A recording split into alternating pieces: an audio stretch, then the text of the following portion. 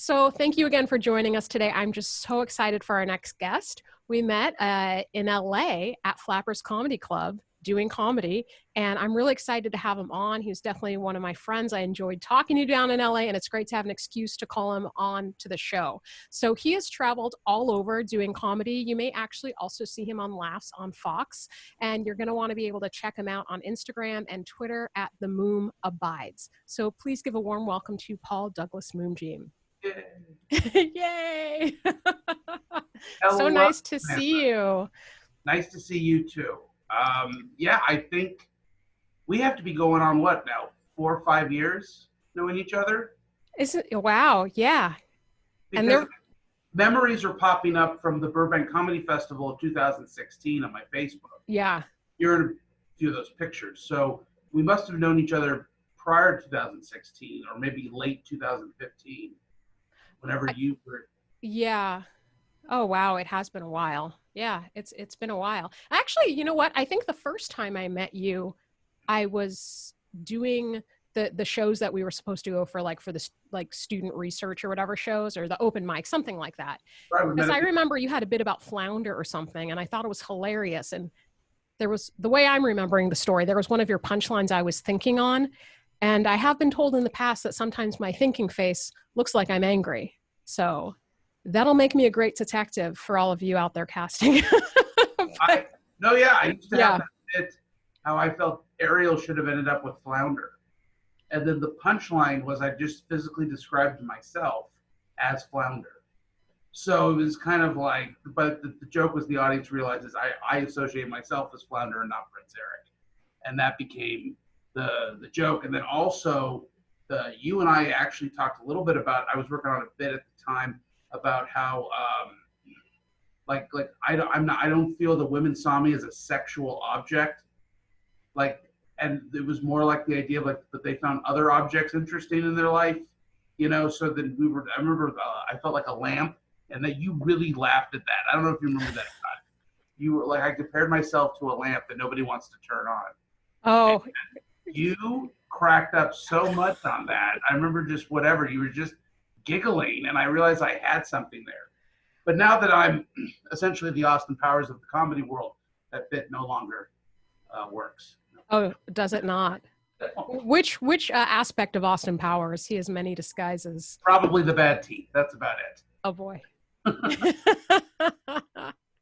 Yeah, I do remember laughing really hard, and I remember the flounder joke, but yeah, I didn't remember the whole bit. So yeah. It's those moments of joy we cling to.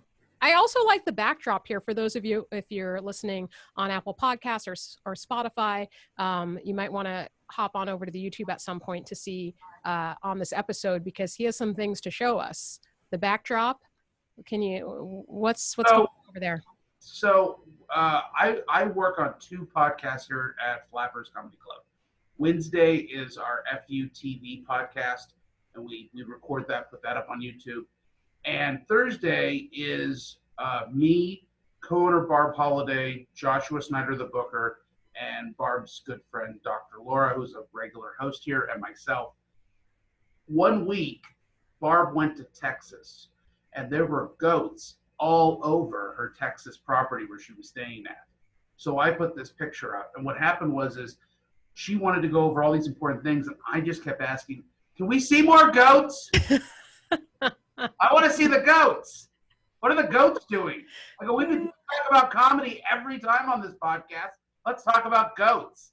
And so Dr. Laura's laughing, and Barb is getting a little annoyed. And then I put this picture up, and now this has become my new backdrop. And I think the way it's positioned is that if I do comedy in Zoom, the one goat always is looking over my shoulder, but the other one pops up with an evil eye. Yep. It just becomes really weird. And so it's been really fun to perform in shows using this backdrop. That is fun. I thought you were doing some sort of subconscious, like mind control or power of suggestion by having us think of you as the goat, the greatest of all time, Subtext of it is that I am the goat. That's right. The subtext. But for anyone just tuning in, it just looks like there's just a weird 38-year-old dude with a bunch of goats in his backdrop. So that's That's fun. You know, that's a fun time, right? You didn't Yeah. get to do this on the live stage. You didn't have any live goats with you? No, but there is a funny story. I helped write the pilot to iCarly on Nickelodeon, very popular kids show back in the late 2000s. And in that episode, I suggested that we have the girls do some type of funny trick with a goat, and then the goat walks off the stage. And Dan loved it, the creator of the show, and he was so excited and put it into the script. And the UPM, the unit production manager, who's in charge of all the budgeting, comes to me and says, Paul, we need you to do something huge for us. Convince Dan to not have a goat. It's going to cost $50,000. And I go, oh, but that was my joke. I've never made a woman look more angry in my life. Okay? We have to pay $50,000 because some producer's assistant thought a goat was funny. And then in the pilot, when we watched it as a whole cast and crew, it was a big rap party for the pilot. And as we're watching it, I think it was like a Dave and Buster's on a big screen. Dan yells out when the goat comes on, "Look, Robin, it's Paul's goat." So I think that there's been a goat motif in my life. Yeah. So interesting. I want to look up the meaning of what a goat is, because I also understand that you have another animal that's quite important to you, I would imagine, because you committed to the ink.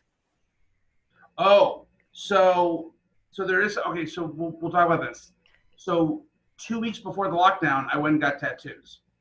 So for those who are listening, you won't be able to see it, but I'll describe it. On my arm is a sleeve of St. Francis of Assisi with a whole group of animals. And actually, my rabbit that passed away in January, Amadeus, was put on as a last-minute character. But I also have a giant wolf as well. And the wolf goes with the story of St. Francis as he protected a village one time from the wolf. So there. Oh, wow. Can you tell a little bit more about St. Francis for the people who don't know? St. Francis is one of the patron saint of animals. And he would get very frustrated with his church community because they wouldn't always come to Sunday services. And so he would go out into the woods and preach to the squirrels. And he ended up becoming a great peacemaker saint. And so the story of the wolf is the wolf was attacking the village, and the people go to St. Francis and say, can you talk to the wolf? We don't know what to do. It's stealing our chickens. It's biting our children. It's very disruptive. So St. Francis comes in, talks to the wolf because he's an animal whisperer. Talks to the wolf. The wolf explains to St. Francis that he's tired and he has a family and they're very hungry and it's been a harsh winter. So they negotiate to provide the wolf and the family with some food. And the wolf ends up protecting the village from criminals and other people. And in the biography of St. Francis, he's basically quoted as saying that the story of the wolf teaches us that all of God's creatures, when they act out, it usually comes from a place of necessity and need. And if you can fulfill that, then you can see that people will begin to be better, God's creatures will be better, and that everyone is capable of being in relationship. And so I love that message. And so I put it on my arm, and it's been a great little conversation starter, and people like it. And, it's a little bit more deep than just putting a girl with a bikini and some, big boobs on. That one's on your back, isn't it? Yeah, that one's on my back. And so that way when I flex my back muscles, the girl jiggles. But that's what the thing is that from afar, it looks like I have this really great, ink. And people are, oh, what is it? Is it like your sleeve, right? Mm-hmm. Yeah, fire, skulls. What do you got? Roses? You're like, no, I have a virgin. I put a virgin on my arm, or surrounded by animals. That's what I did. And then it's like, oh, but that's still really badass. And you're like, well, thank you. Yeah. So, I mean, it's a great story. Thank you for sharing that. And I feel like I know you a bit better. And so, right. So of course I want to ask more questions. Know you even better, betterer. That's a word.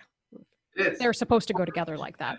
No, not all. Right. So, how long did you have this like appreciation for, I know you said for a very long time.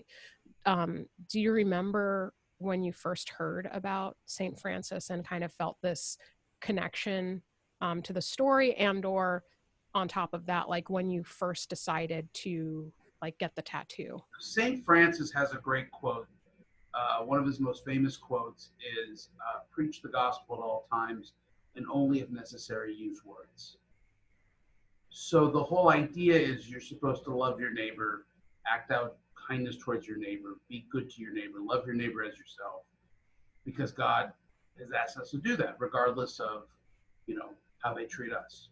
And so that has always been a strong message to me, even way back in my college days, because, he's very old. It's not like he's a recent, person. His quote has been put everywhere, all over Christendom. So I was familiar with that. He also has another. He's also the one that does the quote about wherever there's darkness, let me be light. And so he does that quote as well. And so I just always found him a very interesting saint. And so, and he gets brought into evangelicalism and not just Catholicism. So, there's like a few saints that kind of cross over where both, Protestant and Catholic find a common ground with. So St. Francis is one of those. There's a few others off the top of my head I can't remember, but that works really well too. That it's somebody that was I was raised evangelical Protestant, so to have those voices brought in, they sound different than regular evangelical commentators and pastors. There's a sense of the way in which they believe they are accountable to their fellow man. And you see that with early saints. You don't see that with contemporary Christian thinkers as much. It's not the accountability to my brother. It's not my accountability to the people in my life. It's the idea of I'm only accountable to God, and that means I have to read my Bible. You're like, well, I think God also wants you to do nice things for people. No. That gets in the way of reading the Bible. Well, when are we supposed to act out the Bible? When you finish the Bible. Can I finish the Bible? Of course you can't. No one can finish the Bible. Once you read it once, you got to read it again. You're like, wow, what an exciting church. It's a big book club. That's essentially what church has become, is a book club. How do you feel about the book? Oh, I like the book. Okay, good. Let's all go home. Or in the case of the evangelical world, after church, let's go get Italian. Let's go to Chili's. Let's go do that. And so that to me has been what's so interesting. I actually used to work in private education, and one of the jokes is that people are like, "Oh, did you get the tattoo to stay out of Christian education for the rest of your life?" I said, "Yes." I said, "They'll never hire me, and not because it's a tattoo, but because it's a Catholic saint." So it's been kind of this thing in my life where it's been the last 6 months a conversation starter, and it's gotten a lot of people within my different religious group friends asking questions, and we've been able to have good conversations. So this tattoo's done more good for me than anything else this year. That's amazing. Well, I feel like it's also a very bold, like, manifesto or something. It's a visible display of your beliefs or what right. You will or won't do anymore. Right. No, it literally it's on my sleeve, like literally, right? Yeah. So this forces me to stay accountable to the things that I believe and not to feel the need to back off when people are, there's a difference between someone being uncomfortable in a religious conversation and someone saying, oh, if you're this religion or if you're not this religion, then we can't talk to you. You have to still be strong in that. You can't just say to people like, oh, I'm only a Christian with my family, but with you, if that doesn't make you feel comfortable, I'll just ignore my value system. That doesn't work. And so it's a good accountability, is a reminder that who I am as a person, how I view myself, and how I want to treat others. Yeah. It's really hard to be a jerk when you have a saint on your arm. Well, if you put it down there for the reason why you did, yes, it is. Right. Well, so I'm curious about how is it to do comedy where you do talk about your faith in LA or touring? I mean, how is it different in LA versus when you're touring places for the way that people might relate to you or the types of jokes that you do? Well, here's what's funny. The type of jokes that I do, in the beginning, I did more religious material, but then eventually, just like anything, you say it enough times and you move on. And I said what I wanted to say about religion. So now anything, like for instance, my new bit is about how there's churches opening up and saying coronavirus only kills the old. Like that's their argument. Like there's churches in LA that are going to court. There's no social distancing. There's no masks, right? And they're arguing, well, it's just inconsistent. You know, people can protest, people can do this. Well, yeah, but also that's also outside. That's the rules right now. And if you feel like you're being discriminated against, well, so is Buffalo Wild Wings because they don't get to go inside either. Okay, this isn't like everyone's having this giant Sodom and Gomorrah party and the churches are being told no, and you're not allowed to be on Zoom either. That's not happening. You know, so my new joke is the hypocrisy of the church, which kind of goes back to an example of, you know, how they treat social issues. Like the punchline I've been working on right now is when Caitlyn Jenner decides she's a woman, there's outrage. But when Jack Black decides he's a woman, it's the family-friendly Jumanji, and they all go and watch.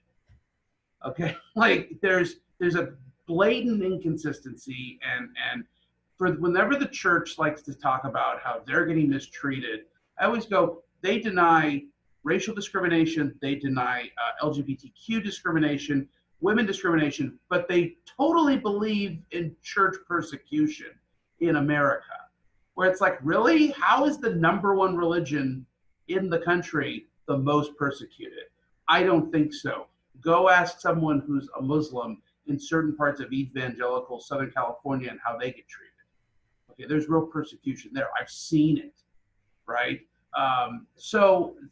Those are the things that I've kind of evolved in my comedy to talk about. As for daily church life, I've stopped talking about that because I wrote the jokes that I wanted to write, which is basically this unbelievable standard in which people say you have to be like Jesus, and yet Jesus is as Scripture right was perfect. Well, that's a hard standard. Okay, perfect has always been a difficult standard. So I look at the hypocrisy of that. Yes, you can act as if you want to reach that goal, but if you believe you're going to be perfect, you're going to fail the first time, and then what's left? You know, how do people move forward when they realize they're not as connected to something as they thought they were, and that it's okay to grow and to learn? Whereas I didn't see that in the evangelical church very much. It seemed like, oh, this person made a mistake, let's make an example of them. Mm-hmm. So yeah, that was my relationship with the church over the last 5 years. Wow, over the last 5 years. So, and then you've been doing comedy for how many years? About 6. About 6? My first year of comedy, they were kind of not very interested. It was my second year when things started to do well. I got into comedy festivals and big YouTube hits and all that kind of stuff. Then my church started calling me in because basically churches really do like to control people's hobbies. And since most people are encouraged to get married, have kids, their hobbies are the same. So you have a young church of young families. They're not going to comedy clubs. They're not seeing a lot of the same movies. They don't have time, right? So therefore, because they've pursued this, the church goes, oh, we'll create the activities for you. And then that's what they do, right? So then you have like family night and youth groups and summer Bible school stuff, and all that kind of stuff. And yeah, what do you do with the 36-year-old, 35-year-old who doesn't have the wife, doesn't have the kids, and has the free time to go out and can still get 6 hours of sleep, wake up the next day, go to work? Well, they didn't like that. And so there was a lot of pulling me into rooms and sitting me down and talking to me as if I was a 5-year-old child. And so that was kind of my exit out of regular church attendance, because I figured I'm not dealing with this, anymore. We had people starting pyramid schemes at our church, pyramid schemes, okay? And they were being encouraged by the pastor's wife to continue to support the pyramid schemes. So I just kind of saw it as I'm done. Wow. Yeah. So were some of those issues that, obviously became really clear after your first year in comedy, were you noticing that stuff beforehand, or was it more once you started, getting some success in comedy and how they were really not being supportive of that, then that really shaped your vision? So you always see the inconsistencies in certain things, but also like, so I'll give you an example. There was a student who had had a child out of wedlock, and the way that they handled it was, I think, the way most people would assume a conservative evangelical church would handle something like that, which is, there's a little bit of like, well, you can't come back until you ask for forgiveness of this. I mean, people, look, everyone knows the sex rules, okay? This is one of the reasons why a lot of people have problems with the church to begin with. So when that happened, and I was like, look, I don't think it was handled well. I said, but it wasn't completely out of the norm in which I've seen churches handle situations. So then you go, well, wait a minute. You're telling me that based on your worldview, that what they did was wrong, and you feel the right to punish them. I never thought in a million years that they would look at stand-up comedy the same way they looked at sex. There are clear verses in the Old Testament that talk a lot about that, and the New Testament, which is the ideal is man and wife. Okay, everyone's read those verses at some point or had that thrown at them in a very judgmental way. See, I thought you were going to say there were things in the Old Testament about not bringing a microphone onto the holy space. That's my next point, is that there was nothing about stand-up comedy. Okay. And here's the best part: if a person reads the Bible correctly, there are genres within each book. It's not like, Deuteronomy is the same exact book as Matthew, right? It's two very different genre styles with objectives. Well, there's a lot of the writings of the scriptures in which at the time it would have been considered humorous. So humor in the Bible is a very popular motif. It's just completely different than how we view humor today. I think one of the best examples is Jesus' parables are these outrageous stories, right? And when he uses the example of, don't look for the speck in your brother's eye while you have a log in yours, he's doing an act out. In comedy, we would have called that an act out, okay? Or a simile, right? He's using an analogy, he's using an exaggeration to make a bigger point. And so when you see that there's humor in there, the Apostle Paul, actually says that all of his good works in life are skubala, which means the shit word. So that's an exaggeration. That's meant as humor. When Elijah is arguing with the prophets of Baal, and their God doesn't seem to be able to send fire, he says, maybe your God's on the toilet. Okay, so there's humor throughout all of Scripture if you look for it in the correct context in which it's being presented. So when I bring those points up, they're like, well, yeah, but they get to be funny. I'm like, prophets get to be funny, but comedians don't? That seems weird. So that was kind of my relationship with the church, which caused a big riff. And you know what I'm thinking of, because another thing is in comedy, we talk a lot about the emotional truth of situations. And so as you're telling the story about how this young couple, they, have relations before marriage, right? And then you get in trouble for doing comedy. It makes me think about this emotional truth that you both shared in your own situations of getting in trouble for doing the thing that you love. And that's true, because what also is so significant to that situation to me is that what it proved to me was it was never really about the young girl and the couple having the relationship. It was about their control.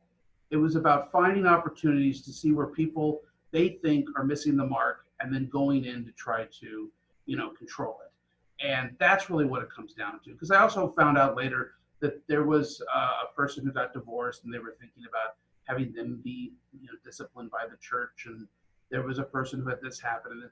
And you realize, yeah, lots of people in the church are doing that. It is one of the reasons why they don't tell anyone. Because, they do things and they just don't tell people. Because they don't want to become this public spectacle. And that's what they're doing repeatedly. And I realized there was time when they attacked me doing something that was just so none of their business on any level at all. But yeah, none of it was their business. But they decided to just find a thing and that's what it's it. And you're like, well, I'm just not gonna stick around. Like, Yeah, I mean, it's definitely would be hard to, I mean, anywhere. Obviously, especially a church, but wherever you feel like you're being your real self and you're not hurting anybody, and then you're being rejected for that. right. You know, why would you want to stay there? And how like that's so harmful to you as a human. Oh yeah. Well, look, there's a reason Jesus only did a ministry for 3 years. Could you imagine? Like he's like he's Jesus is like, people are so annoying. The only way out of this is death. There's a part of him that had to have been like, all right, I did everything I needed to do. I'm leaving now. Like that's kind of the attitude a little bit. Like, don't worry, I'll be with you till the end of the earth. Now I got to catch the next flight to heaven, because he got frustrated. People were always messing up, and you have to live in that. You know, you have to. My favorite Bible stories are the ones where Jesus would explain something and the disciples didn't understand any of it, and then he would yell at them. Like, idiots, like literally, like, you think this is about like bread? No, I'm the bread of life, you know. And they're like, what does that mean? Okay. To have people not understand or be able to comprehend what you're doing and why you're doing it is what brings so much frustration, because most people don't have the actual courage to just admit they don't understand. Instead, they make a judgment and they start saying things so that they can feel more in control of the situation. And I feel like that happens a lot in churches, is they don't understand what it is. So as opposed to saying, let's talk it out, it's let's attack it and make him go back into our box. Because if we can get you into that box, we can contain it. And that's what I saw a lot of. And that was the most frustrating part for me after serving and you know, doing stuff with the children's ministries and the ushering and helping out and, you know, Bible studies, and to just be treated like, well, now that you have this hobby we don't like, you know, we need to let you know. Right. It's interesting, the things that like the things that we can see and kind of let it slide, or see the other side, you know, or the good outweighs the bad. And then there's some of those things that are just turning points. There was a church that I will not name, that I had gone to when I was younger. And there were certain things in it that I didn't agree with. And there were a lot of things that I liked about it. But for me, ultimately, the breaking point was where I just was like, I can't say that the good outweighs the bad. And to be clear, I'm not talking about all churches here. I'm just talking about, you know, my experience, because I know there's a lot of variety within them. But there were, of course, seeds of racism in it that were still integrated in it, that the members, or I didn't feel like they treated me differently. A lot of them were very kind to me, and some of my favorite people. But in what was actually written and said, it still had that stuff in it. And I'm like, I can take this from my country because I have to, but nobody's going to tell me that God thinks this and have me sit there and agree with it. So that was a clear breaking point for me. Isn't it amazing how there are people who can be in a religious or political movement that has obvious isms attached to it, racism, sexism, right? But then on the actual individual level, that person does not act like that, but somehow lives in the tent and doesn't seem to notice what the tent is saying, right? Mm-hmm. So yes, you're right. You're part of this church in which these people are sitting there nodding, going, "Oh, God believes that," but then they're not acting out that way. Mm-hmm. Right? It's very interesting to me. It's like they're like fully unaware. So that when people attack that group and say this group is racist, they get defensive, not realizing it. Because I think there's just something where a lot of people in church just let it wash over. Right? The sermon, the beliefs, it just kind of goes over, and then they go live their life. And either stuff sticks or it doesn't. Right? But yeah, no, I always found that fascinating. My grandma, she's 85 years old.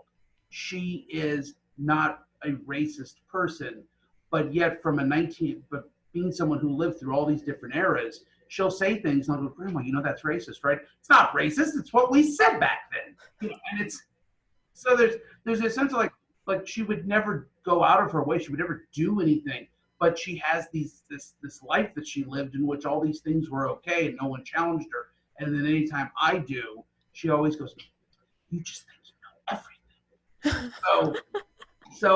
But again, this is a wonderful, sweet woman who just is part of a system that she did not necessarily have any critical thinking abilities to go against at the time.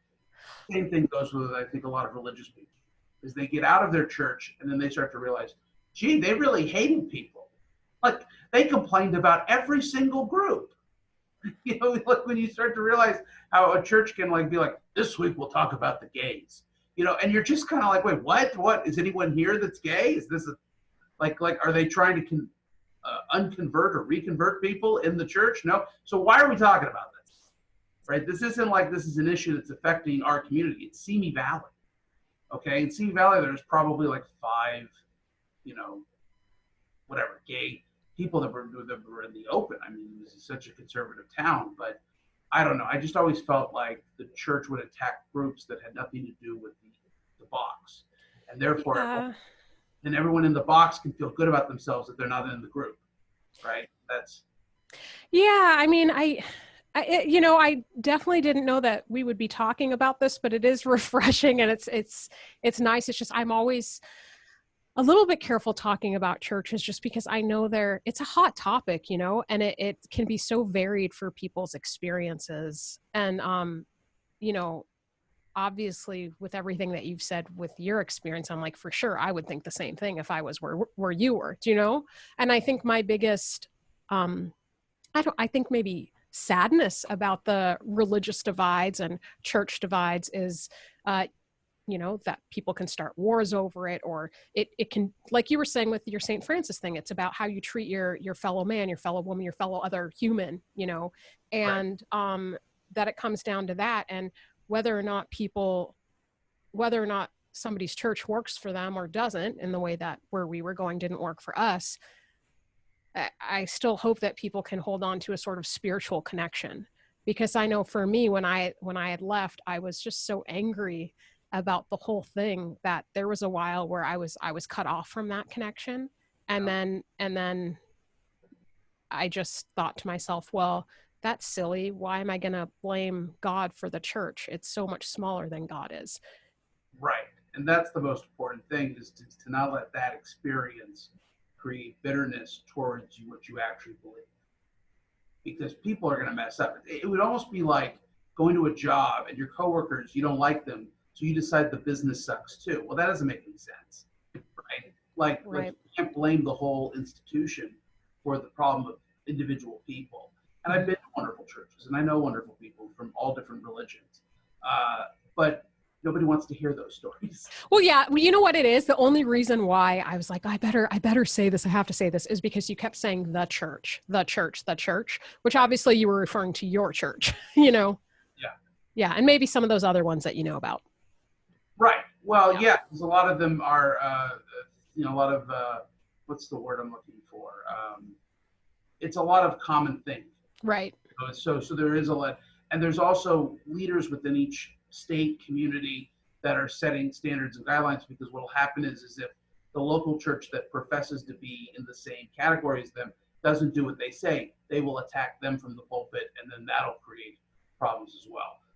That's part of what's happened with the one church out here in LA that's decided just to open up and say no masks, 3,000 people, shoulder to shoulder, and then to call out other churches and say, if you're not doing this as well, then you're probably not really part of church. So that's a real issue right now that's actually happening within Christianity. It's not a news story though, right? It's within like insider baseball. It's right. So I follow a lot of that, but like NBC, CBS, like, we don't even know what to begin with this. Like, who wants to show 3,000 people sitting in a church, singing, and then cut to, and now the deaths that have happened. Oh boy. Yeah. Right. I do find that to be fascinating, and albeit not one of my favorite aspects of human nature, is that desire to make us and others. And a lot of people do that at church. Some people do it at work. Some people do it through their sexuality or whatever that is, where people like to feel better than other people. Oh yeah, I think that's one of the biggest problems that our country's having is we're at the highest point of us and them. Us and them. There's us, and then there's them, and goat. Let's not forget the goats. And the goats. Like, there's a sheep going. Oh God, why can't these goats? But that's the thing that's happening a lot right now. I mean, think about this. We have literally right now, we've turned wearing masks into a political movement. Right? This isn't even like a health issue anymore. It's either you wear the masks and you love and you don't love America, or you wear the mask and you do love America. Like it's all us and them now. It's all we do. You know, and I think what makes comedy so cool is that you can have 10 comics with 10 different point of views and they're not trashing the other comic. Right? That all of a sudden now you can allow for a series of point of views to come in. So one guy is complaining about, you know, what it's like dating, and the other guy is complaining about marriage, and a female comic will complain about her job, and a female comic will complain about her best friend. But there's all of these different points of view, and we're not attacking each other. And ironically, that's what's kind of cool about a comedy community is how often have we performed on a show and then afterwards go and sit in the back of the room and talk or get a drink or eat some food together and then just be a community. And right now, what's made it very difficult is that we can't do that, right? Because we're all Zooming or doing car shows or whatever it is that people are doing now to do live stand-up, and there's right. the ability to be a community, and that's been tough. Yeah. So I'm gonna segue or just dive right in here. As you've shown off your tattoos, you talked about some of your other experiences, of course, and one of the other reasons why I'm so excited to have you on the show is I feel like you're going to have a great answer to this question. So the pressure's on. How has doing comedy helped you become even more of yourself? I was in 6th grade. In the end of the year, you know, what everyone's going to be, I was voted most likely to be a sit-down comedian. A sit-down comedian? Yes, sit down instead of stand up. I was not the best athlete, and that was kind of the joke. I was really funny, and I played sports, but I was a little slower than all the other kids, which was fine. And then, so I've always had, since I started education, I've always been the funny kid. Right? I was always the one who made the jokes in class that even the teachers liked. Okay, so being able to then start doing stand-up comedy, where I get to make strangers laugh. And I get to make strangers come up to me afterwards and talk and want to engage and have fun. That for me has been the greatest catharsis possible. To be able to go on stage at the end of the day and to talk to people, make them laugh, have fun with them. That has provided other areas of life where I now have much more confidence than I would have before. And ironically, it's in the bombing that I've built my confidence. Because if you could bomb in front of 250 people on a Friday night who were drunk and they still didn't laugh, and it's worked before, but for whatever reason, it's not. Yeah. I can do anything. I can ask out any woman that I would be normally intimidated by. I can apply to any job that normally I don't think I would be qualified for. I can have a sense of confidence. I would say that because comedy is a skill that you have to kind of continue to work on, and there's rhythms and there's instincts, kind of like a fighter. You know, I was a wrestler, and there's things that if you do it enough times, your body is naturally going to do it again and again and again. Same thing with comedy. So to be able to sit in a conversation and know that I can say the funniest thing in this conversation, they don't know that yet, but I do. I can sit in the conversation the whole time with this kind of, you know, well, that's a good point. Very interesting. So continue, please tell me why that is again. Oh, please explain the significance of that symbol. Oh, really? So I can do that knowing full well that at any moment I could just go in there and just, you know, boom, like a pirate, just go in there and just take the conversation over. Because I can. Because if I can control 250 people in a room, I can control one. right? Because there is an aspect of comedy where you have to be able to rein in a whole group of people, get them onto one, wavelength for them to understand the punchline. The same thing goes with one-on-one conversation. Mm-hmm. The ability to be able to walk into it and say, I'm going to let them say whatever they want because I know at any point I can take the conversation in the direction I want. Yeah. Which is kind of like, essentially comedians turn a lot of their relationships into podcasts where they're kind of like, oh, no, continue. That's interesting. This will get us a lot of hits, right? But then at the very end, you can come in and say, no, this is what I really want to have us understand. So that's been the greatest thing about comedy for me, is to give me the confidence. When you say they turn their relationships into podcasts, do you mean they'll do a literal podcast with another person, or do you mean when they're talking? When they're talking, they're thinking of it like, yeah, I see a lot of, yeah, right? I see a lot of comedians asking questions that you would ask on a podcast, in which the episode was entitled, how do you do this? Yeah. And then I'm watching people talk about it. Like, because I'll have people email me or message me on Facebook and they'll ask questions about comedy. No one, but my regular friends, the people in my life who aren't into the arts at all, they're asking me, what's going on with this? How's your mom? How's these? How's your job? Comedians are only asking me informative questions about how to do better in comedy. Right? I never have a comedian just out of the blue be like, how are you doing, Paul? I'm thinking about you as a person. Note to self, send that message tomorrow, Samantha. but it's fine because the way that the brain, listen, right. You get on stage enough times, your brain starts to form into this kind of comedy world. Comedians will be the first one to make the inappropriate joke at the wrong moment because they're so used to training themselves to find the punchline. Mm-hmm. Right. So as people, we've had a lot of sad deaths and celebrity deaths. We've also had a lot of great jokes on Twitter and Facebook about those people who died, because within the second of it happening, the brain goes, oh, there's a punchline, right? And that's not healthy, but it's a reality. And so I think that sometimes with comedy, that's maybe the part that, for all the confidence, for all of the ability to be able to get over embarrassment that performance in comedy does, it can also create some bad human habits where you now are talking to people in such a way where you kind of become the seventh grader who goes, hey man, it was just a joke. And you can't do that with regular people. Regular people did not sign up to be part of your 24-hour comedy show. Yeah, sometimes you do have to switch off the comedy churn, because I have, because I think one of the potential pitfalls of having a lot of friends that are comedians is that if you're going through something difficult and you tell them right after you do the open mic and they're like, how are you? And you're like, oh, I'm okay, but this happened, they'll immediately start making jokes about it. Right. But if it's, if you tell them at a different hour when maybe they haven't been obsessing about comedy, maybe they'll actually respond like a regular human being. Right.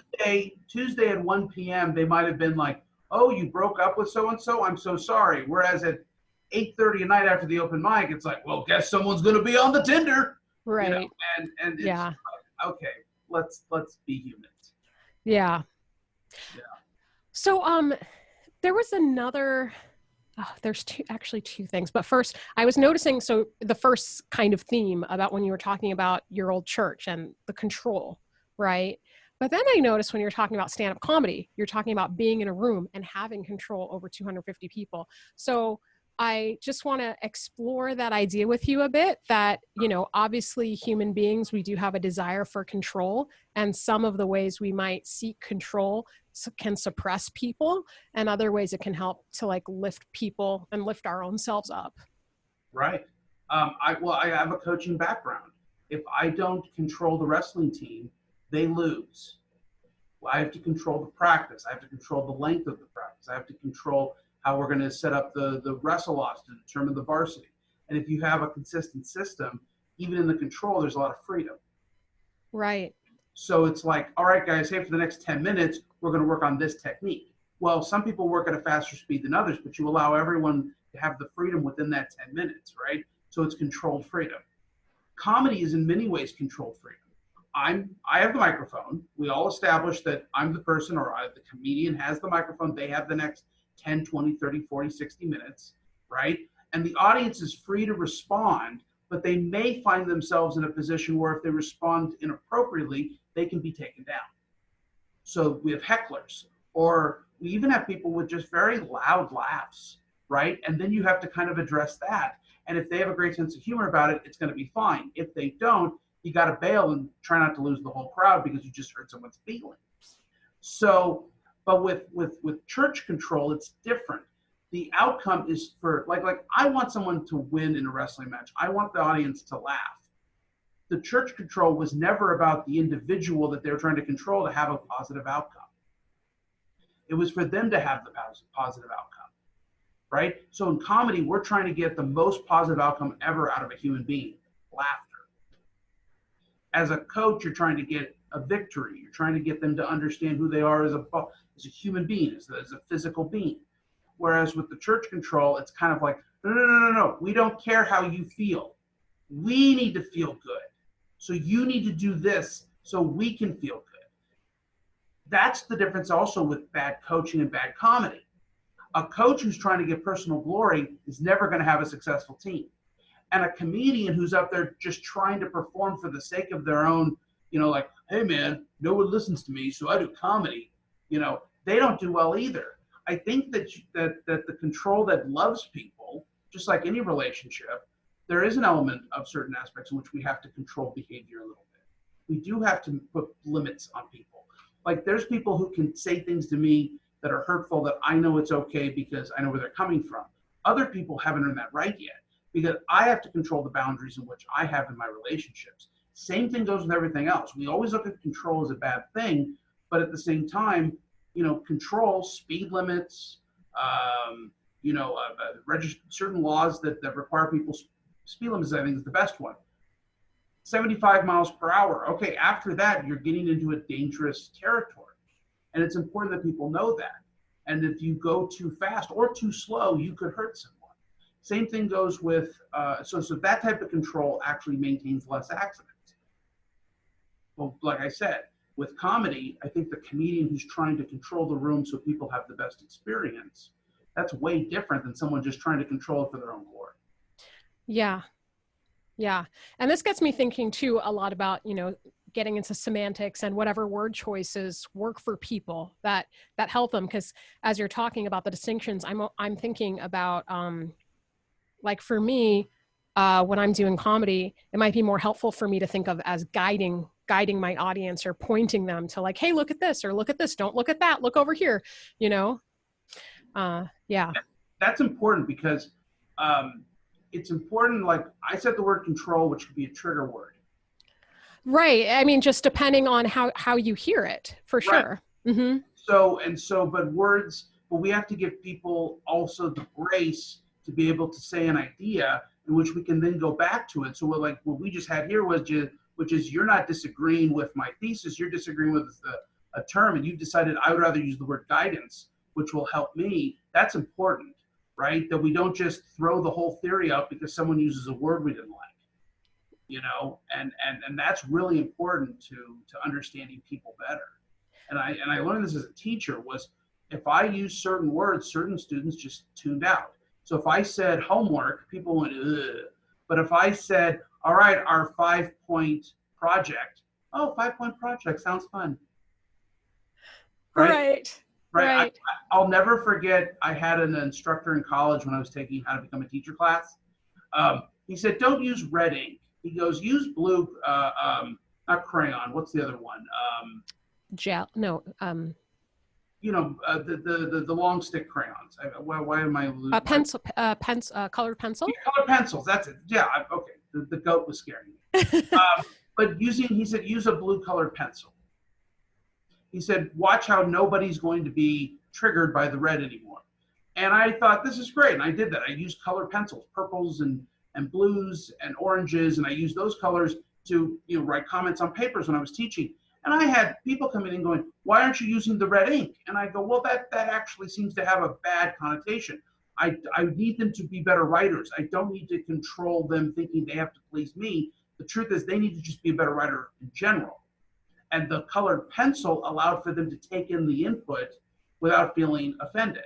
That's important. And I remember having people going, well, that's not how it should be. And I'd be like, are you a teacher? No. Right. I mean, yeah, I think it's awesome for you to know what works best for your student. And that's what a great teacher does. It's not about you and your glory. It's Right. about getting through to your student. You know, we already know you're the GOAT. We can see it. It's so obvious. Obvious. I would have been one of the students that was like, Mr. Moomjean, can you use the red pencil, please? Because it stands out. It emblazons into my memory. But, you know, every student is different. And here's the thing that I found is you would have asked for the red, and then I would have done that, right? I would have said, okay, fine. I would have used a red colored pencil. Because here's the other thing that instructor from my college days told me. He goes, by using colored pencil, you tell the students, if you don't like my comment, just erase it. Oh, that's nice. That's really nice. And so, you know, listen, at some point, the student has to make the decision. Are they going to allow the teacher to guide them through this, right? Right. And so you would have been like, can I have the red? Yes, you can have the red. At the same time, what I also found is 90% of the time you would have wanted the red, you wouldn't have asked for it because you wouldn't have wanted to upset the teacher because then you think your grade would have gone down. So then you just would have been you would have taken in the content, you still would have read all the comments. The blue pencil was not for you. The blue pencil was for the other half of the class, or if not more, who were at school. And they hated being criticized for their work, right? They just hated being criticized for their work. And because it was always negative. And I, as a teacher, always had to write the first 3 comments were positive. A fantastic job getting to the 5-page mark. Most people didn't. Even if it was gibberish, they got to 5 pages. Good for them. You know, you have to find positivity, and then you can go into it. Too many teachers just put X's and slashes and stuff, and then they go, gee, they're not learning. I go, yeah, because you didn't say what. They don't even know if they did something right. Yeah. Right? So if you tell them, great thesis statement, fantastic topic sentence, that means that's it for them. They're done. They now know how to do that thing. Now we got to figure out something else. And, you know, when I teach comedy, it's the same way. It's like, all right, well let's just get to the heart of the topic. And as opposed to throwing it out. And a lot of teachers I know will just be like, oh, I don't know anything about that subject, so do something else. You're like, no, that's not how this works. The student comes in, or the comic comes in, they want to work with me on comedy. What do you want to talk about? I want to talk about Game of Thrones. Okay. But we just got to find an angle that's unique to you and not just this general thing that could be stolen if anyone saw it and they go, oh, that's important. So yeah. So and I'm not to cut you off, but like, it's good too if people are coming in to tell you about their comedy and you don't know what they're talking about, because what is every audience member going to know? So they're going to have to establish common knowledge. They're right. going to, yeah. So I've never watched an episode of Game of Thrones, but if you set it up correctly, I can laugh at all those jokes. Mm-hmm. You know, and that's something that's also important. But like, so when we go back to control, for me to be able to get the audience to control their response, I now have to do certain things, like you said, create a bridge of information. So I choose to look at it from the element of control, but that's also because I've come from the place where I was always in charge. I was the teacher, I was the coach, you know, I was the adult in the room, I was this. So therefore I see it as kind of responsibility. But it doesn't mean I can't be gentle in the control. Oh, yeah, absolutely. And, you know, I suppose it was more just like a quandary, because there are certain situations where I will tell myself, okay, you got to be in control right now. You got to be in control of the situation. And if that word works for me, I'm going to use it in that situation. But if it doesn't line up with my actual intention, I'm going to find another word. Yeah, totally. I look at Yoda and I remember the great line where Luke says, I'm trying, and he goes, there is no try, do or do not. Yeah. He has eliminated a word from his vocabulary so that he can either accomplish or not. And that's important too, that we put words in and do or do not, and we don't soften it with the word like try, right? Mm-hmm. We need to be honest in how we actually approach a problem or approach a situation. So, by the way, when I worked in corporate America, I was not allowed to say the word problem. Oh, okay. Yep. I could see that. There's no problems. There's just opportunities for success. That's right. Opportunities for success. And I go, well, if that's true, then NASA should have been Tom Hanks saying, Houston, we have an opportunity for success. And when I brought that up at the meeting one time, they're like, "Is that a joke?" And I realized they were upset. I was like, "Oh yeah, I was just joking. Please keep paying me. I need to make rent." Oh, that's so funny. Yeah, Houston, we have an opportunity for success. Oh, there was another thought, but that joke just, it took it out of me in a good way. Good. What was it? Remind me what I was thinking, Paul. I have not learned that art form yet. So I was at a psychic store yesterday. I was walking around with my friend. She wanted to buy some stuff. So I was like, all right, we'll go in. But I did not pick up the trick to be able to read your mind yet. Dang it. We were talking about words, semantics, use words that help you. Maybe it'll come back. But in the meantime, the other thing that I wanted to ask you was, I remember there was a character that was near and dear to your heart when I was still in LA, and I'm curious if he still is. And I'd like to know why this character is so special to you, and that is the character in The Big Lebowski. Oh, the dude. The dude, yeah. Can you talk about that a bit? And not everybody is probably familiar with the dude. Big Lebowski is a Coen brother film. It was their follow-up film to Fargo. And they made very outrageous comedies and dark comedies like Raising Arizona back in the day. And then when they made Fargo, they won this Oscar. So when they win the Oscar, they get to go back and do whatever they want on a bigger budget. So they make this movie called The Big Lebowski. It is based on the true person, a real Jeff, who actually is like kind of the laziest man in LA. And the plot of the film is that there's a rich Lebowski that's not Jeff Bridges.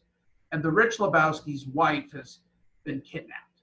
And so they're trying to get the ransom money, and the idiot ransom collectors go into Jeff Bridges' poor apartment, and they pee on his rug, and they dump his head in the toilet. And now what's ended up happening is they realize they got the wrong Lebowski. So now the actual Lebowski with the missing wife connects with Jeff Bridges to go find his daughter. And it's this wonderful Raymond Chandler-esque Nights in LA comedy, kind of whodunit with all the wacky characters of Los Angeles. The dude's philosophy, the dude abides. There's a religious connotation to the whole film, right? He is a Christ figure, the beard, the robe, and there's a moment when he tells this God figure, the stranger played by Sam Elliott, and the Sam Elliott goes, "How you doing, dude?" And he goes, "Dude abides." And the old crusty cowboy goes, "Dude abides." The dude taking it easy for all us sinners. And that's when I realized that there was a religious film here. And, with Walter, his best friend, being a hardcore, he converted to Judaism for his ex-wife. He represents this kind of trinity of the law. The dude represents the Christ figure, and the quiet Donnie represents kind of the Holy Spirit. In fact, at the end of the film, when they release his ashes out into the air, that's very symbolic of this kind of idea of the Spirit. And then there's the Antichrist, which is Jesus, played by John Turturro, right, who is this Antichrist figure that's trying to harm the dude in the bowling tournament. And you see the religious motifs pop up all throughout. Like they're purposely creating this kind of secular funhouse of Christian terminology. And I just loved it. And so I made my Instagram handle The Moom Abides. And it was before comedy. It was when I was a teacher in 2013 and 14. And the students loved it. They loved the fact that I had a hashtag at the end of all my pictures. They loved that I had this, all the other teachers in the school when they were on Instagram were just like Betty Sue, or Paul Moomjean. But I had a fun handle, and I found that this connected. So when I got into comedy, I kept that Moom Abides. I kept that kind of Lebowski kind of single dude, go with the flow, drink a White Russian, it's going to be okay. And I've taken that, and what I found was it was a great branding opportunity.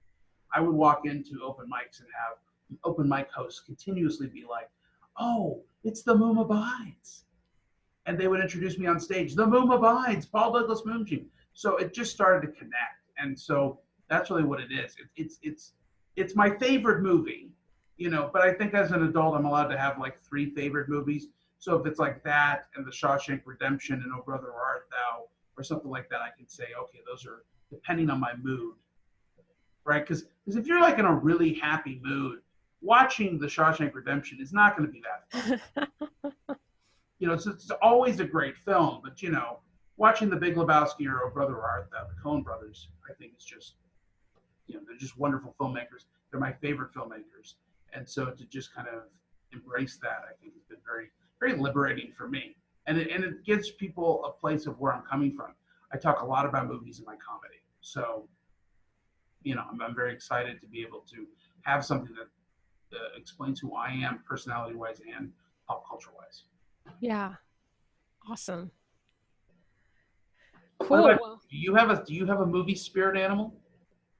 Oh. Or spirit character? Not an actor, but an actual character. Well, when I was a kid, it would have been Anne of Green Gables or Hermione Granger. Yes. Yeah. Now I would say probably Hermione Granger because more people know who she is. So I have that joke about like being a Hermione Granger with a tan. Yeah. Yeah, and one that's my age now. I don't know. I'm not sure. Because I still have about another 7 or 8 years until I become the actual age of the dude. And right, so like there is a moment where I'm going to get too old for this. It's like that's going to happen, and I'm going to have to like Madonna rebrand myself. Right? Oh, I see what you're saying. She wasn't always the material girl. Right. Right. So you have to reimagine who you are a little bit. You see this with comedians a lot, where as you get older, like Jim Gaffigan, he's starting to get a lot deeper with the family life and less food, so you got to change a little bit, because if you just keep the same thing with, looking like an Andrew Dice Clay, the guy, he never rebranded what he was doing. And so it kind of fizzled. And at one point it was the biggest comedy in the world. Wow. And you always have to kind of rebrand yourself a little bit, I think, every 4 or 5 years to kind of get an idea of who because you haven't evolved as a person. What's happened? Right. Exactly. And so when you were talking about earlier, just like being able to change, being able to grow, having that sort of grace, and it's okay to allow ourselves, and it's necessary to allow ourselves to grow and to change and have this progression. And then really it's up to us if we want to keep that in a positive direction or not, I suppose. Right. And ironically, we don't know when we make those changes at first if they're going to be positive or negative. That's true. Yeah. Like there's a lot, like there's people who went to the gym and they start working out and then they pull their back. And so, it turns out it was not as positive of an experience as they thought it was going to be. And yet you can't fault them for that. Yeah. Well, I mean, I think if your intentions are in the right place, and if they're coming from this place of truth within yourself, then even if it doesn't go the way that you thought it would, I think it still can have a positive outcome. I say this because I'm not sure that I've talked about it on this podcast a bunch, but I co-host this other podcast, Black and a Half, the comedy podcast here in Seattle. And I've definitely talked the listeners' ears off, probably a bit too much, talking about, my back. But I did. I hurt my back. It wasn't from the gym. It was just from getting older and not keeping up my strengthening exercises. So you guys, please save your backs. But I have to say, it was, while extremely uncomfortable, it kept me in one. I was determined to find the growth opportunity in it, because I wasn't just going to let myself be in pain and not have something good come out of it. Yeah, I think an artist like ourselves that are really trying to do artistic things, whether it be acting, comedy, music, whatever it might be, if you look at life from the idea of everything you do is a growing experience, you will always find value in it. If the only value is to make one, a god, per se, to be the hero of the night, to be more famous, to be more wealthy, you can't control that. I can't control the level of fame in which I'm going to have, right? I can't control that. And so therefore, if I just look at it as, here's an experience, this was enjoyable, I made a mistake, I'm going to grow from it, then I'm always going to have value in everything I do. Too often people, I think, only find monetary or physical value in it. Tangible value and abstract value is actually sometimes way more important. Yes. Yeah, because if we're really ultimately living moment to moment, or if you're a physicist and you know more about the time continuum, feel free to let me know and we'll have you on sometime. Oh, wow, we just became the Joe Rogan podcast. Oh, did I? Hey, Joe Rogan, come on over. Let's talk. But, you know, just the way that time is, I can enjoy things right now in this present moment. I suppose my memory of the past can help to spur me on or torment me or just help me grow, whatever my relationship and awareness is towards it. But I think that's another reason why, of course, it's going to be much more satisfying to enjoy the process of what we're doing, because that's where we spend most of our time. Like, sure, we might win that award, and we have won awards, right? Yep. Sure, we have. Yeah, right. And so in the moment of winning the award, actually, I know, whenever I've won an award, I get very excited for that moment. And it is that adrenaline rush and that like, yeah, that a girl, you know, but it's very short-lived. And like the next day or the day after that, it's just back to the process. You're back in your regular life. You're right. Living your moments. You know, one of the greatest TV characters of all time was Al Bundy from Married with Children. And the joke is that the only accomplishment that he ever bragged about was scoring a bunch of touchdowns in one game. It was 4 touchdowns in one game for Polk High. And what's interesting is how the show does a great job of showing that people who live in that one accomplishment over and over and over again actually become very sad. You know, like when people start talking about, 15 years ago when I did this thing, unless that's necessary for the information, if that's your greatest accomplishment was 15, 12, 20 years ago, we as a society have decided, no, you have to continue to find accomplishments. That's why the abstract can be something so valuable, because it was, how was the show? And you could say, it was great. I figured out that this one punchline wasn't working because of this. Oh, no, did anybody come and tell you afterwards they liked it? Yeah, but what was most important in that moment was that I learned how to be better at my art form.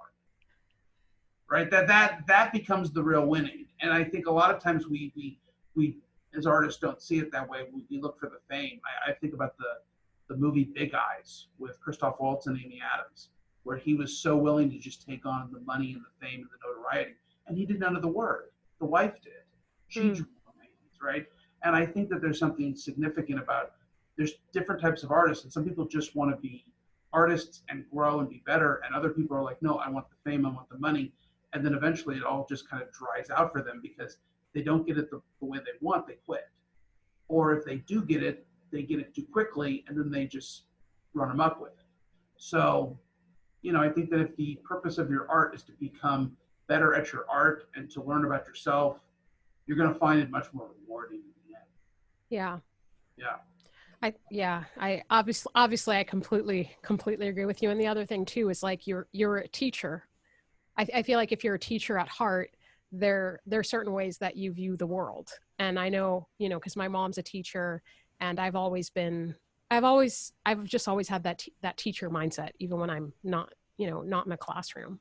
I believe this, all great teachers may have to give tests to students, but they know that that's the least rewarding part of the job, is to write an essay, to do a project, to apply things is more important than just the tangible test where there's a number that now defines you, as opposed to, this kind of essay that a student can write that can have good and bad moments of brilliance and moments of unclarity and all that stuff. And then to be able to help them form it so the next time it's more accomplished, it's more wise, it's more well-structured, as opposed to a test where you say, you got a 79, you can take it again, you can get an 80. Like, what does that mean? You know what I mean? Sorry, you just brought a memory back, so thank you. I hadn't thought about this in years. My ninth grade geometry, 8th grade geometry teacher, 9th grade, I don't remember. Yeah, 8th or 9th would be around there. Yeah. And he told me, because I would doodle a lot, and it's one thing where I think it actually helped my memory. But he asked me, he was like, am I boring you? I said, and I was like, Yes. I was a very good student, but I was also very honest with my teachers. And Yeah. so he was like, am I boring you? And I'm like, I'm sorry, I'm so bored. This is too easy. And he said, Samantha, your last test was a 99%. You do not get to be bored in my class until you get 100%. And I have to tell you, though, he was a great teacher. And that stayed with me. It stayed with me, you know, because Yeah. no matter, and even if I got 100%, it's like, no matter how perfect you get it, it's never perfect. Just tying it back into the, you know, of course, towards the beginning where you're talking about, you know, this idea of perfection. And for us mortals, there isn't. No, it's you know, I do like the expression, you know, reach for the stars, because even if you can't get there, you'll at least get to the moon, you know, or something to that effect. I do think that there's a truth to that. That like the only way I'll ever accomplish particular goals that are tangible that I think are important to have. I think everyone should have a goal. Everyone should have one outrageous goal. I do believe that. Like one that says like I'm going to get a Netflix special, right? Or I'm going to sign a $20 million screenplay deal. I should have something there that doesn't define me, but I should have it because if my only goal is to just get up twice a week for comedy, well, I may end up only getting up once a week. And now it's just, what am I doing, right? So if the goal is too small, you're never going to grow as a person. And so for me to be able to say, I want to sell a television show, which is a goal of mine, that really is a goal, sell a television show. Well, in the process, I've had to go to different festivals where I thought people might be and perform at different shows. And guess what? In one festival, I got a manager who ended up sending me out on a bunch of auditions. So I started to see how the audition process works, more from the acting. I used to at Nickelodeon watch the tapes, but to go through the process now taught me a lot about writing. It taught me a lot about what's being sold, right? Because you get those sides and you realize, oh, this is what people are, this is the level of work people want. Whether it be like, right, because I can be like, no, my stuff is sophisticated and funny. And people are like, well, we don't want sophisticated. You know, we want kind of silly. You go, oh, this is what's selling. Okay, that's important. But then also going to different shows, and I was putting on a workshop at the Ventura Comedy Festival where I told someone, please never treat a book show like an open mic. Because you don't know who's going to be there. Treat an open mic like an open mic. I said, treat a book show as if it was, you know, an audition for everything, because you don't know who's going to be there. Well, at the end of the night, at this little restaurant show, I ended up meeting a manager agent who ended up getting me in front of TV people to pitch a show. And then the country shut down. Oh. Well, so they have a long time to really think about what you've told them. Yes, they're done. But my point is that by looking at the world as my objective at those festivals and those things, I didn't have a goal to meet people there. Right. I did. And because I have a goal that says I'd like to sell a TV show, I'd like to do that, I was prepared for those conversations. So often I hear comedians and musicians where it's like, oh, do you have a demo tape? No. Or comedians, hey, what do you want to do? Reality show, regular show? I don't know. Can someone tell me what to do so I can just be famous? Like, that's a problem too. We have to have a goal so that we can say, well, what I really like to do is this. Oh, okay. That's okay. So I'm going to tie this together here. Yeah. I'm thinking about control. I feel like this was a great theme and through line for our conversation. So I do appreciate that, because the control or the guidance, I mean, you're not going to let, when you're coaching your wrestling team or whatever, you're not going to, you know, you need to help guide them to where they're getting. And so having this goal that motivates you, it helps to control your day-to-day actions, or helps to guide those actions to get you in the direction that you want to go. Whether or not you get to that exact place, it helps steer you in that right direction. Right. I recently took a sketch class because I wanted to improve my sketch writing abilities. But if I'm not thinking about being a television writer, I'm not going to take the sketch class. I might accidentally take the sketch class, but now I have a writing sample that I can submit to people.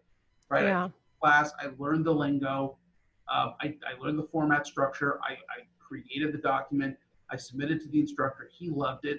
He used to work for Saturday Night Live. He told me that this very much fits with the Saturday Night Live tone. He goes, we definitely would, this would have made it into that week's scripts. that was an honor. It's good to know that I can do that. Now, trying to write sketch number 2 has been way more difficult. To write the next one where you're like, wow, I kind of set myself up here. Well, wait, so have you already started on the second one? The second sketch I'm working on is a 1-minute sketch, not a 3 to 5 minute sketch. But I'm working with, did you know Dominica, who worked at Flappers? And I don't think so. You may have moved before she kind of came in. She is an actress, done a ton of commercials, lots of movies. She's from Venezuela, and she and I host the Wednesday show together for the live stream. And we came up with a premise, which is in COVID-19, countries have to find a new way to have war, which is battleship. So she's going to play like some great European president, and she'll wear the suit and the whole thing. She was one of the Miss Venezuela contestants. So she's going to, look very professional, very, and then I'm going to play some doofy Eastern European president who has no idea how battleship works. Like, I am just terrible at it. And the idea is kind of like our leaders, I feel like this, our leaders are so terrible that if we had them play a game of battleship, they wouldn't know how to do it. Right? So she'll understand it, I won't, and I think that there's some good conflict. The problem is just getting it on the page. Yeah. I haven't played Battleship in forever. Right. So, but we were joking about it. We decided to make it a sketch. Cool. Well, let me know when the sketch comes out. I will. If you would be so kind. And I should do my best to add a link. But it'll be on your Instagram or Twitter once it comes out too, right? A link to it? Right. But it'll be, so we'll have it on Instagram. We'll have it on Facebook. It'll be on the Flappers page as well. So. Oh, great. Okay. So there'll be a way for you guys to see it as well then. So Paul, I just, I don't want to take up too much more of your time here today. So I just want to thank you so much for making the time to be on the podcast. Thank you. Of course. So good to see you. And you guys, of course, please be sure to follow Paul on Instagram and Twitter at The Moom Abides and look out for that upcoming sketch. And then if you're looking for a performance coach, as always, you can contact me at beyondtechniquecoaching@gmail.com. If you enjoy this podcast, please like, subscribe, share, give a 5-star review on Apple Podcasts, just anything to help get the word out and get more people to hear these amazing stories. And I also just recently set up Patreon. So I, of course, would be grateful for your support there too. It helps make the magic happen. You can find that at Beyond Technique Coaching with Samantha Rund at Patreon as well. So thank you so much and stay safe and stay healthy.